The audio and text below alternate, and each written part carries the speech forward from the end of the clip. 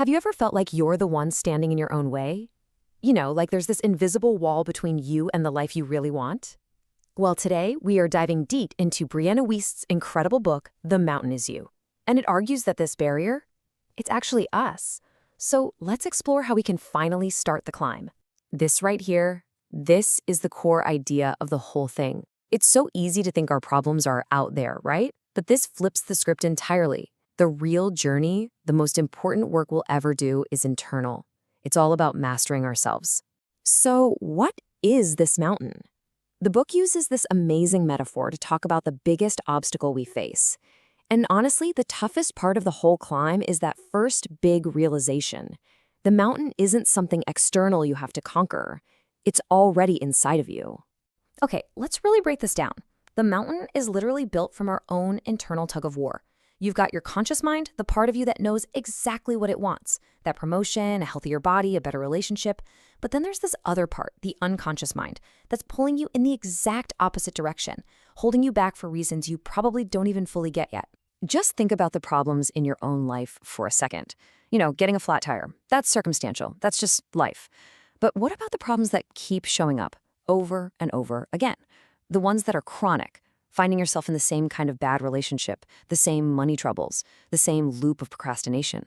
Wiest argues this is a massive signal. It means you're not just facing life anymore, you are now face-to-face with yourself. And this leads to a pretty huge question, right? If we're the ones building these mountains, why on earth would we do that? To get that, we have to dig into the deep, psychological reasons for self-sabotage. And trust me, it's not because we want to fail. It's a lot more complicated than that. See, self-sabotage isn't just one single thing. It's a whole mix of behaviors that come from deep inside of us. It's coping skills that maybe worked once, but are now just holding us back. It's old fears we've never really looked at.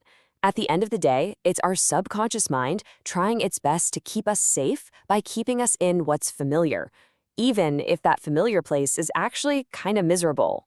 You ever had something amazing happen and then almost immediately you start to worry? Or you pick a fight and just kind of ruin the vibe? That is what author Gay Hendricks calls the upper limit. It's like we all have a subconscious thermostat for how much happiness and success we can handle. When life gets too good, it feels strange, unfamiliar. So we unconsciously sabotage ourselves to get back to an emotional state that feels, well, normal. It's a crazy, misguided attempt to get back to what feels safe. So, if our own brains are building the mountain, how in the world do we start to climb it?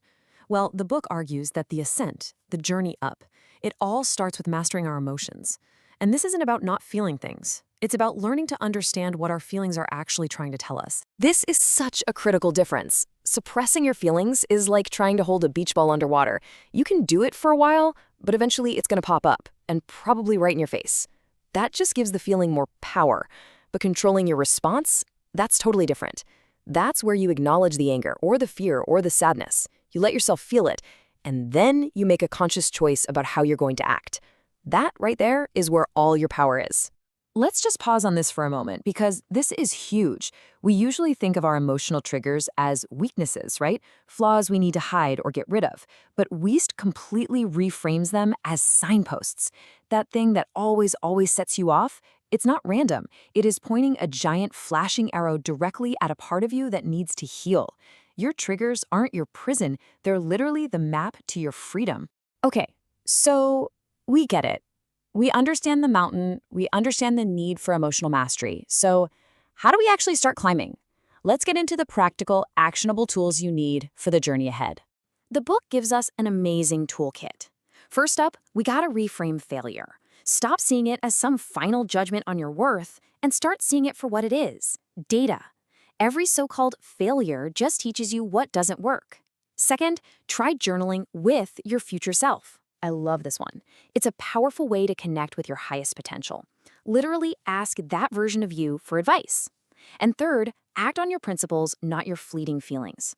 Our moods change constantly, but your core values, they're a stable compass that can guide you through any storm. This is so important to remember. I think we're all waiting for that one big aha moment, that lightning strike that's going to change everything. But real life, it doesn't really work like that. Real, lasting change is the result of micro shifts, these tiny, consistent daily actions. It's choosing the apple instead of the cookie, just this once. It's writing one paragraph. It's getting out of bed just 10 minutes earlier.